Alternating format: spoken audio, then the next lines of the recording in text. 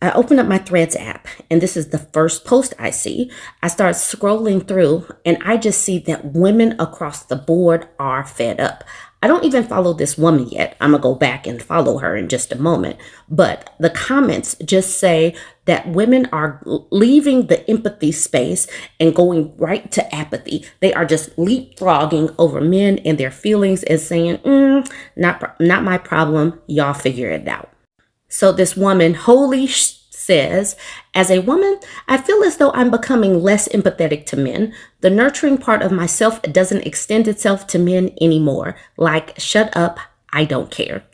And then she continues this morning saying, women are forced to sit back and watch some men destroy everything good, destroy themselves, destroy each other, destroy women, destroy children, all in the name of patriarchy ego and that tired red pill delusion. They commit violence, they start wars, they steal, they abuse, they poison, they ruin, and then they want empathy. They take everything beautiful about women and rip it to shreds because of their greed, entitlement, and cowardice. And now we don't give a blank, redacted cuss word. That's how she started. This is where I was brought in. And then Grant, a man, saying, y'all do the same more or less. Shut the F up and go do something productive with your life instead of speaking nonsense. Social media has really opened our eyes to how they feel about us as a collective. We are here simply to be used as a resource and then discarded when they're through with us. And so now now that we're talking about this, especially as we are talking about the red pill nonsense, just mirroring their words to all of us. I'm not mirroring, projecting their words to all of us, saying it out loud. It really drives home the fact that they don't see our humanity. And we're like, okay, bet. Y'all go figure it out. You figure things out, but we're not going to deal with it because you don't see us as human. Geneva says, I don't know. When it came to destroying my family, my dad, I think, came out with the gold medal on that one. Most men do in those situations. And then Flossie at the bottom, a man, says, honestly, I don't blame you. Too many men have drained the empathy out of women and then turn around and ask why they're so cold. Y'all want softness, but keep giving reasons for her to harden. Accountability comes before comfort. Jay Waydan says, I never had any to begin with. Men are here to serve me, women. Men are built for spiritual service, and that includes service to women. The idea of nurturing a man is a joke. The only thing a woman should be nurturing is herself, her dreams, and her children. Jay Waydan is not here for play. Cover Girl Scope says 100. Men serve, women lead. The only person outside of myself that I nurture is the child I birthed. Mir Tassin says, I'm 52. I've been a feminist my whole adult life. I've spent decades trying to be the best kind of feminist. You know, the type that wants to hear men out and let them have a voice. Anyway, those men use their voice to call me every name in the book, threaten me with rape and all sorts. So now I seriously do not give a gosh darn about your discomfort, your pain, your loneliness, your refusal to be decent. You get what you deserve. And I think that I used to be like that too. I used to be more even. I really did. I'm extra leaning into women and leaning into my apathy towards them because they have literally earned it. When you try to be too empathetic and listening and all that, they don't give a damn what's going on with women and how women are impacted in this world and in the community, in their homes. They don't give a damn. So yeah, we're now matching energy. Frogert Curse says, they truly brought this on themselves. Ironically, they don't need better role models. They need to see women as human and capable of being their role models. I'm almost 42. I'm not holding my breath. Dio Donut says, I'm all out of patience with men, laughing my butt off. That's why they want underage girls or women no older than 21 or whatever. They barely have dealt with men and are thus more susceptible to abuse and manipulation. And keep in mind, all of these people that are talking, I am not following nary a one of them. And so many women across social media, up and down and around, are saying very similar things because women are experiencing many of the same things. And that's the reason why I read the stories from women, because you will see that women are just getting fed up all over the place. So Dio Donut comes back in and says, bro is stalking me, laughing my effing butt off. He literally follows me around on Threads like a puppy, true to the dog in his name, I see. Let's see what she's talking about. This person named Rasta Dog, who I have seen on Threads, saying, no, that's what you say because they don't want you. That's what your friends say because they don't want them. Nothing to do with your age, just to do with your effing toxic attitude, your narcissistic personality, your lack of accountability and responsibility. Basically a parasite in New England. And so this man is just following her around. But the thing is, so many women are saying very similar things. Are all of the women just imagining this? Women don't just leave our empathy, because that is kind of bred into us. That's socialized into us.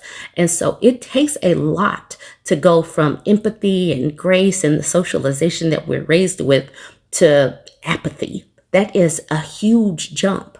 Holy says, I blocked that person. Dio Donut says, I just banned him to the shadow realm a while back, aka restrict. I let him waste his time yapping into the ether ever since. Very satisfying. So I guess he can see what Dio Donut is saying, but she won't see his responses. Navigate says, having apathy towards men is an important skill women need to learn now. Men are on a soft war on women. They're attacking her, trying to humble her, hurt her, because all the lies they made up about women have been debunked. Women need to have discernment now. You will experience men do this. Do not internalize anything they're speaking. They have been humbled by the capabilities of women, so they try to humble. It's a them problem. And then Yolanda Dare Bears or Yolanda Aber says it doesn't work. They take advantage every damn time. You show an ounce of compassion and they think you want sex. And then Navigate says, I said apathy, not empathy. So I'm just putting that out there. Women are like literally saying, have apathy, like pull all the way back. Whew. This is where these dudes have taken us, and now women are simply just matching energy. We have a man saying, and this is why men don't open up. Asexual Icon says, good, don't open up. Because when y'all do, y'all try to use women as free therapists. Open up to your men friends who might can understand you better. Better yet, get a therapist, dude. And then Josh, a man, saying, what an effed up world. How dare one try to connect and heal with the ones we are close to? Why not put that meaningful connection behind a paywall just because you're too selfish to hear anyone else's problems? Meanwhile, I'm sure you talk about your problems all the time and would freak out if a guy told you to go to a therapist because I don't want to hear your BS. Most of us women know and understand that we will talk to other women because women will have more of an empathetic ear, and we have better friendships that allow us to make space for each other. And it's reciprocal. So it's not just, well, some of it is. Obviously, you got to say, not all, I get it. But there will be more of a reciprocal space with other women versus just having you dump on women, but not being receptive to listening and having a back and forth. So I'm going to end that there. Y'all just needed to see just a snippet of what I see on Threads. Threads is a really cool space, and I'm about to go through and start following some of these people. So join the conversation. Let me know where you fall on this, and don't forget to like, comment, and share. I talked about this deleted post yesterday in my Leopards Are Feasting video. He had deleted it because he was getting it in the comment section. He literally deleted it 50 minutes after posting it. So he titled it, My Girlfriend Who's 26 Ended Things Yesterday After 2 Years. I'm Numb. He posted this in the relationship advice subreddit. He was getting it in the comments and he didn't like it. All right, he says, yesterday, my girlfriend of 2 years sat me down and said we needed to talk. She told me that even though she loves me and even though I'm everything she's ever wanted in the partner, she can't get past our political differences. She says it's been eating at her for a while that we see the world in fundamentally different ways. And no matter how much she's tried to work through it, it keeps coming back. The thing is, I always thought those differences were things we could navigate together, that with mutual respect and understanding, we could make it work.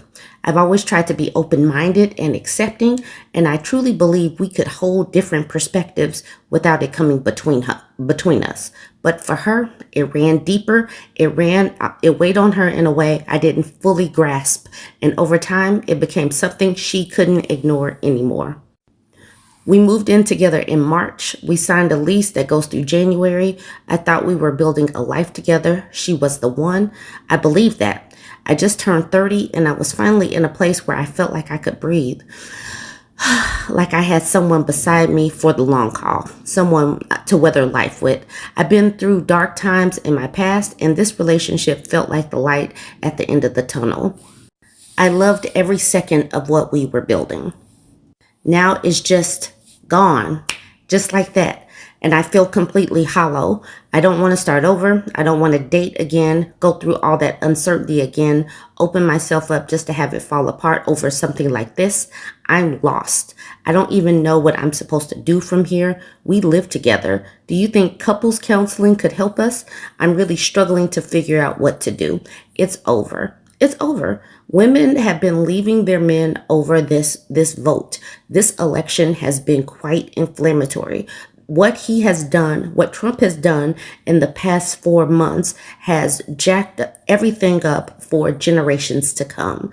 It has rolled back rights that we were gaining progress on many fronts. And he's just completely rolled it back. He's created things that, just like your relationship is going to be a long time to put your life back together. It's going to be a long time to put America back together based on what Trump and this administration have done. So this dude is in his find out season, and America is in its find out season too for voting this man in. Drunken Monkey Wizard says adding where you both are on the political spectrum might help. If one of you is pro-life and the other is pro-choice, I can see why this is dicey. And even the pro-life people are not pro-life. They are pro-fetus, because once the baby gets here on the other side of the birth canal, these people don't give a damn about those babies. That's the reason why they don't give a damn about cutting school lunches for poor kids. That's the reason why they don't care about cutting SNAP or cutting Medicaid or cutting anything, because these people literally hate the people that are here. They hate the poor, they hate the elderly, they hate disabled people, they hate children. And folks are wondering, like, how could they break up over political differences? It's not political differences, it's much bigger than that. This person, Al Torrance, says, if OP is pro-Trump, I'm guessing I understand why he wouldn't want to say it, LOL. And here's the OP, the first time we get to see the name, Grocery Primary, because in the other one that I saw, everything just was deleted.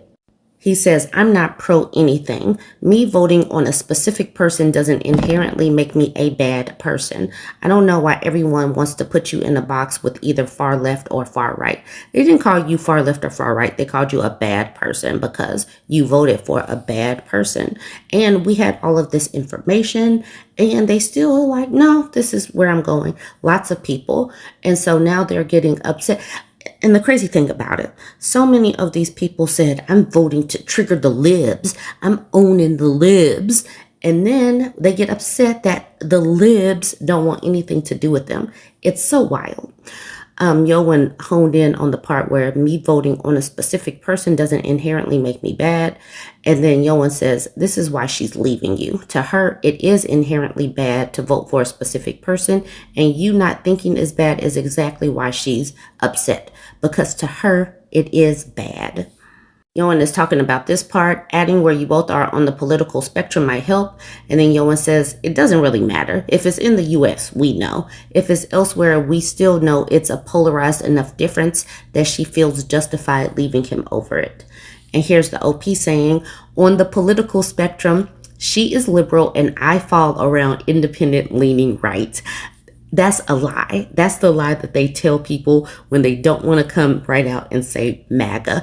When they say independent leaning right, they say, I am a man and I think that you women have gotten too far out of line and you have too many rights and I am here to snatch them away. All right.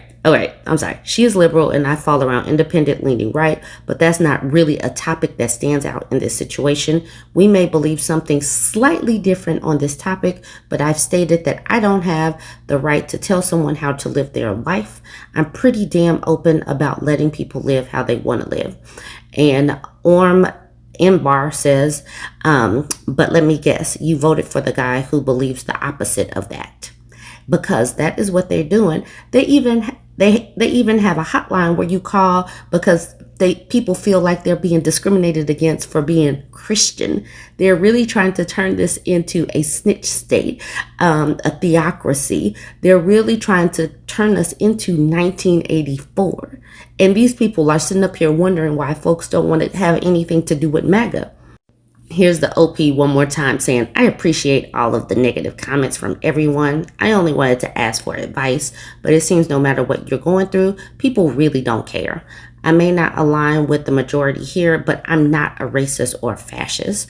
I am more opening and accepting that seems like 90% of the people here, and that shows a lot about character that some may lack. I hope everyone has a nice life. And then final 6666 says, again, you don't really seem to realize that there could be a problem with it and there's no self-awareness, which is probably why she's leaving you. Yeah, this is why. Like, I don't care. I'm accepting. I'm not racist or fascist. Oh, okay. Well, you did vote in a racist and fascist regime, so there's that. This is a comment on the post. Remember, like I said, he deleted it. And this was after he says, I'm not pro anything. And this person says, you should at bare minimum be pro human rights, pro women's rights, pro gay rights, etc., etc.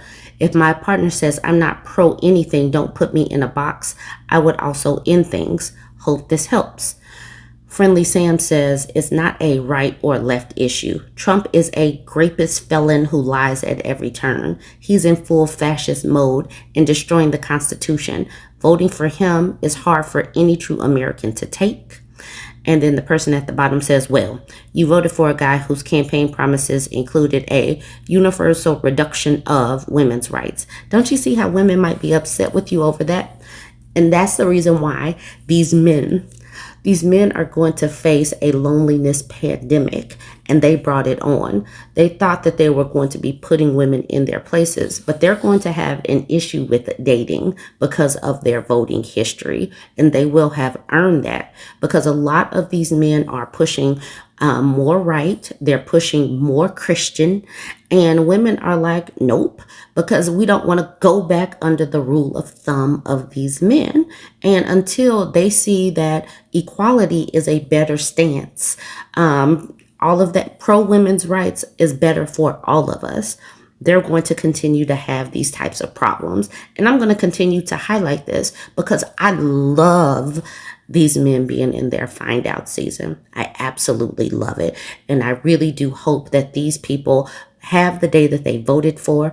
And I hope that their loneliness extends into a pandemic. I say that from the bottom of my heart, and I truly mean it. All right, y'all, join the conversation. Let me know what you think. Don't forget to like, comment, and share. I was tagged in this post because I did this video back when it happened 5 months ago.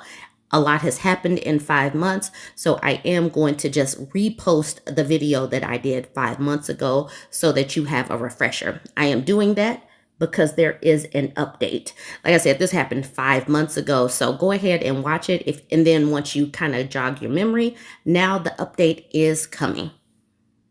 We all love a good find out season story. I was tagged in this Reddit post in the relationship advice subreddit. She says, husband who's 37 attempted to manipulate me, a 35-year-old woman. I called his bluff. Now what? Okay, let's get into this. She says, throwaway because my family uses Reddit.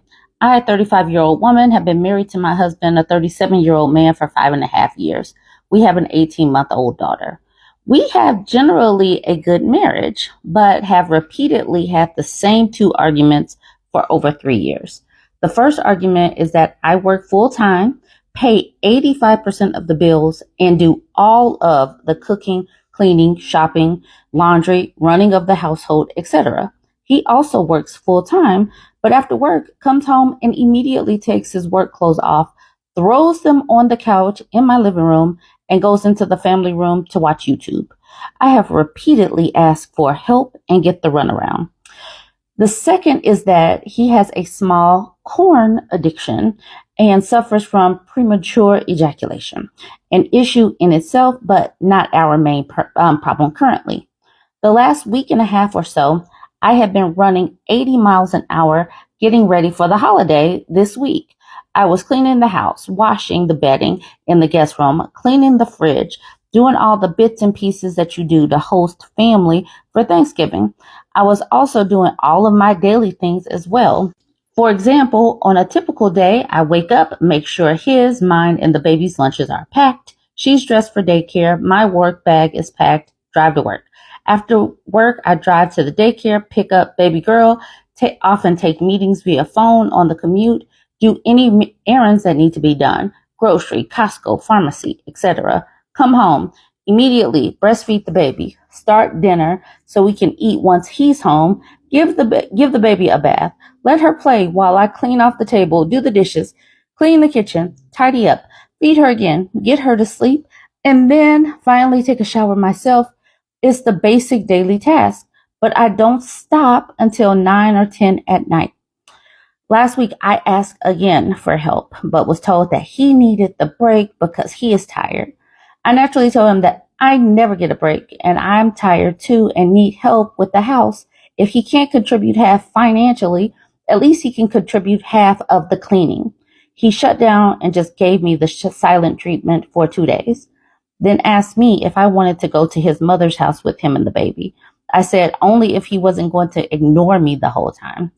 That was the match that lit the fuse. He exploded.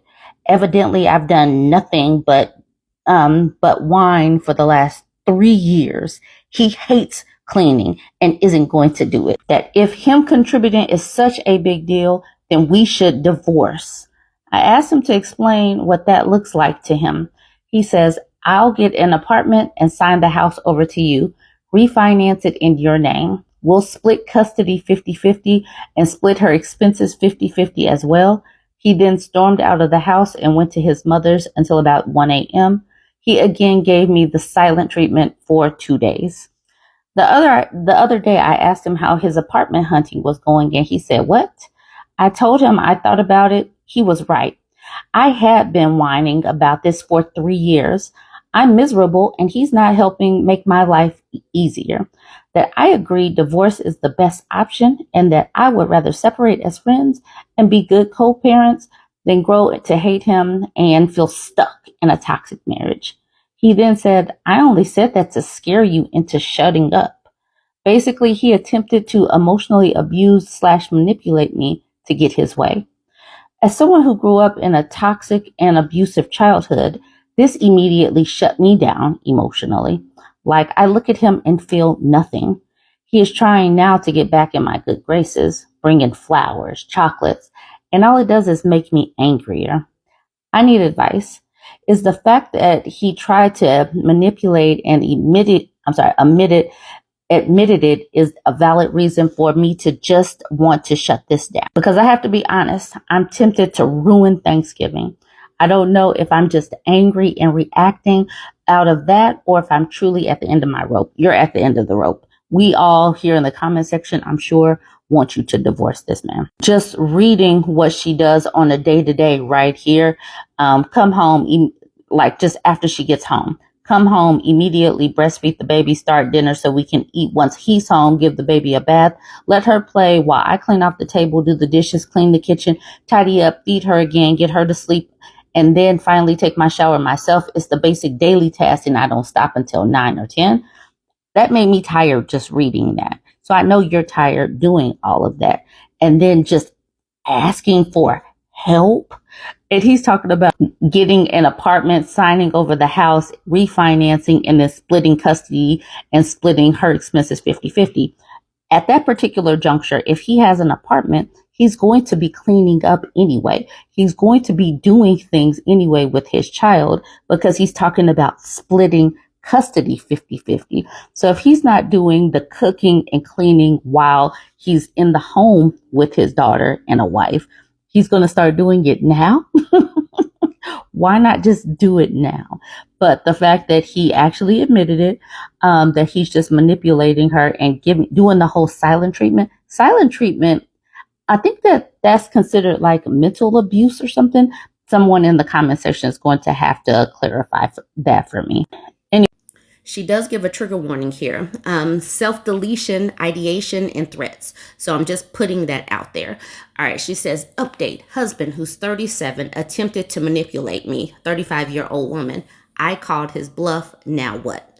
She says, hi, y'all. It's been a while since I posted, but I wanted to let things play out and give you a full update. Firstly, I want to say thank you to all of you who responded and gave encouragement. You helped more than you know. I did it. I filed for divorce. Our divorce should be final mid-June. He fought it for a few months, but finally seems to see that I can't move on and I won't let him rug sweep it anymore. He's still talking about hoping for a future reconciliation, but I told him that honestly, without massive amounts of therapy for the both of us, I don't see much hope there. Honestly, once he accepted that I wasn't giving in and that the divorce was real, he was very agreeable to discussing terms and working with me on custody arrangements, housing, etc. That's not to say we didn't have our drama. Lord knows we did. Fortunately, nothing too physical towards me. He grabbed me a few times, trying to force me to stay in a room to get yelled at, but I set him straight real quick there. His threats were mostly towards self-harm. The first time was back in February. He was still in denial that I had filed and was very angry about losing the best things in his life. He threatened to go downstairs and take his own life. Because I'm stubborn as the day is long and I don't have the sense God gave a goose, I followed him down there. I ended up, oh my gosh, y'all, please don't do this. Oh my gosh. I ended up wrestling his pew-pew away and locking myself and the toddler in the bedroom. I should have called the police. Yes, you totally should have. I still don't know why I didn't. Instead, I called his brother and told him to come get him. They did, and the next day I took the pew-pew that was unloaded and never had ammo because he was manipulating me again to his parents and said if that pew-pew made another appearance in my home or around my child, I would ensure he was never around her again. It hasn't been since. A few weeks later, on their birthday, toddler and soon-to-be ex share a birthday. Y'all, he jumped off my 2-story deck after my daughter's birthday party. I didn't see it. I came down the hall and our 2-year-old said, Mama, Daddy fall. I walked outside and he was kneeling by my lawnmower, said he was fixing it. Obviously, my 2-year-old hasn't learned to lie yet. I texted my friend and said, I'm pretty sure he just jumped off the deck. He doesn't seem hurt, but I don't know what to do. As I hit send, I hear him on the deck talking to my kid. I looked out the door and he's leaning off the edge, obviously about to jump again. I lost it. It probably wasn't the appropriate thing to say, and I probably am a terrible person for saying it, but it worked and I don't regret it. I told him, so help me God, if you jump off this deck and die, I will move and your family will likely only see her once a year. You jump off this deck and live, and I guarantee you will never see her unsupervised again. You step back over that railing and get both feet on this deck right now, or I swear to God, I'll make sure of it. He stepped back on the deck pretty quickly. He, of course, wanted to then argue about how I am driving him to this, how he doesn't deserve to be left alone. I am breaking his heart. I reminded him he spent the last 4 months now breaking my heart and spirit, and I was done having this conversation. As I turned to walk away, this man grabbed my wrist to force me to turn around. I already had my phone in my hand, and I never called 911 so fast. The police showed up and took him to the hospital for a psych evaluation. I was under the impression that a self-deletion attempt in this state required a 72-hour hold. They released him after 2 hours, suggesting he talk to a therapist. I didn't want to involve the police. I tried to avoid it, but I kind of wish I had involved them earlier. He has been much more docile and accepting since. No more grabbing, no more threats. We still argue, but at least the worst part seems to have disappeared. It helps that even his parents are telling him, she called the cops on you. She's crazy. Let her go. I'm fine with being labeled the crazy one. I've been called worse by better people. All right, so she says, TLDR, a little bit of drama, but everything is going good now. Divorce should be final in mid-June. Send good vibes. And then she says, thank you again. Y'all were the voice of reason I needed.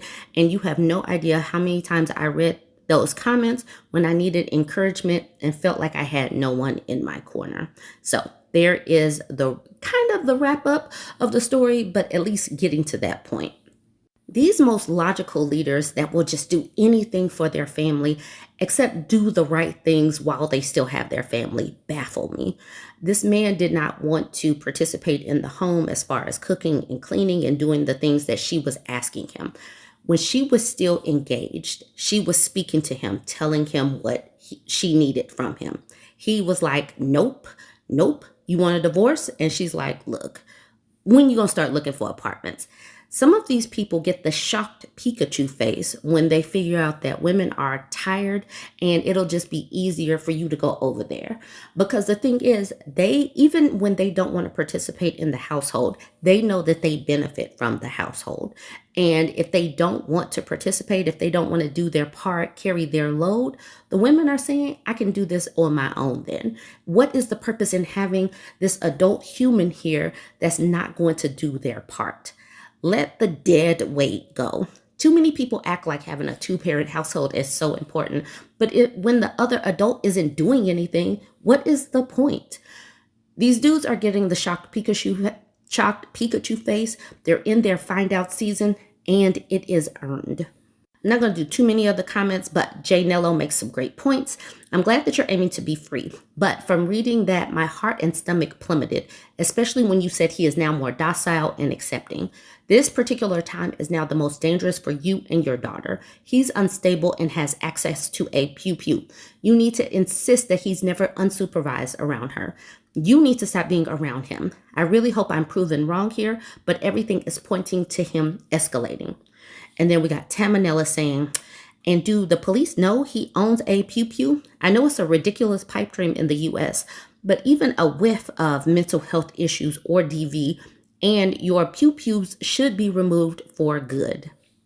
Mother of Shoggoth says, man, I live in a very blue state, and an acquaintance of mine threatened to pew-pew himself, and when stopped by police was crying with a pew-pew in his hand and taken in for a 72-hour hold. He still has the ability to keep and continuing purchasing firearms. America is a joke when it comes to pew-pew safety and control. Dowager Queen Beagle says, unfortunately, you can probably stop at America is a joke at this point from another blue state dweller. All right, y'all. So I just wanted to put that in there. He is calming down, maybe to let her pull back and let down her guard a little bit. But this is a dangerous point in time for her and her daughter. So let me know what you think about all of this. Join the conversation. Don't forget to like, comment, and share.